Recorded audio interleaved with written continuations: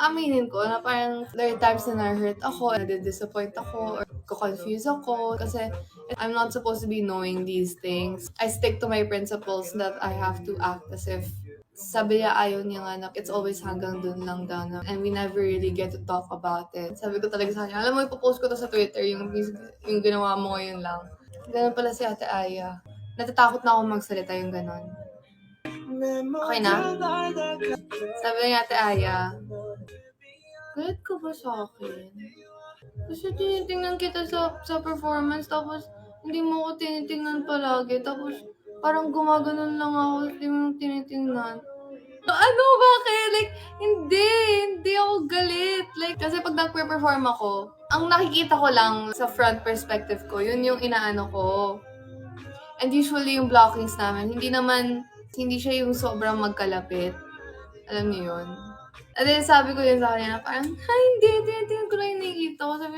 Sabi niya, wala lang, feeling ko like galit ka sa akin, or like, sabi ko parang, galit ka rin ba like outside performances? Na parang, pati pa rin ba performance na affect? Ganun siya. Tapos gumaganon siya, tapos umiiyak na siya. Sabi ko, hoy, umiiyak ka ba? Tapos sabi niya, hindi ko alam. Gumaganon siya. Sabi ko, parang ikaw yung baby dito ha, yung mas bata, yung ganon. Tapos natatawa yung girls. Ano nangyari sa Mikaya? Ganon. Like, tapos si Ate Aya, bigla niya akong, parang kinaka-comfort ko siya, okay lang yan, di ako galit. Tapos hinag niya ako, and ginon niya, ganon siya. Sabi ko, mismo ko, no? Sabi niya, ganon siya. Sobrang nakakatawa. Sabi niya, oo, miss kita. Sabi ko, siyempre na-miss rin kita. Sabi ko ganon. Feeling ko like a lot of times na parang, yun nga, na-mention niya na, like, we ask each other, okay ka lang? Like, so parang alam namin that we're not okay. Like, when there are times na nakikita namin we're not okay, and then we just don't really talk about it, but we know. Sabi ko, aaminin ko na parang feeling ko lumalayo loob ko. Not specifically her, it's more of like, everything that happened. Syempre, hindi ko na i-discuss kung anong nangyayari sa akin or something like that. It's just those things na parang it causes me to like lumalayo loob ko, ganon. And I told her naman it's not her fault or anything. It's just like something in general na an overall thing that happened. Tapos lagi niya, as in, ayaw niya akong bitaw, like grabe yung pagkag niya, ganun pa siya. Tapos pag may sinasabi siyang,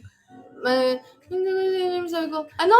Hindi kita maintindihan. Sabi kong gano'n.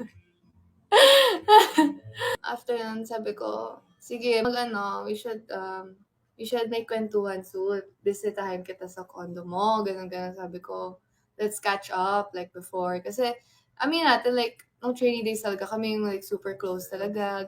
Tapos sabi niya pa, alam ko naman di ako clingy. Siyempre, na-miss kita. Alam mo yun? So, tawa ako. Doon na yung part na parang naiiyak na rin ako kasi na-realize ko like, hindi talaga nag-open sa girls. Like, I told her naman na it's not you, like it's not specifically, it's like everyone. Ang dami nangyayari. There are times na na-hurt ako and like nadi-disappoint ako or like na ko-confuse ako sa lahat ng nangyayari. But I just keep it all to myself kasi it's like on my perspective, I'm not supposed to be knowing these things. In my perspective, I stick to my principles that I have to act as if it's a secret I have to keep. I shouldn't say it na talaga. So, yung ganon. That's why, and I told her that, na-miss rin naman kita, ganon. And sabi niya, ayaw niya nga na parang like, it's always hanggang dun lang daw na we're asking. Ganon, and we never really get to talk about it or like tell each other about it. Tapos yun, like, sabi ko, tama na, huwag ka na umiyak. Tapos nag-iyak ulit ako. Tagal namin nag-hug. Kaya yung picture na yun, parang yun yung start nung nag-hug siya. Tapos umiiyak siya. Tapos natatawa ako.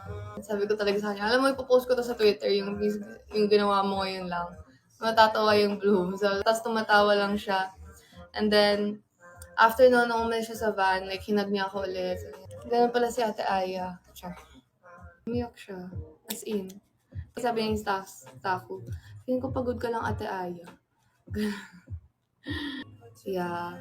And I feel like kasi kami ni Ate Aya, yung pagkakaintindi namin sa mga bagay, it's much more similar to others. I guess the way we handle it is the difference lang. I've felt na I've changed so much for the past years. Sometimes it's good for me yung change, pero sometimes like in the long run, it's like I'm the one who's suffering na parang natatakot na ako magsalita yung ganon. Kasi I don't know if it's like you feel disappointed lang or you feel unheard or something like that. Nakakaiyak naman magdagdag. Naiiyak ba kayo? Huwag naman. Pagod na umiyak.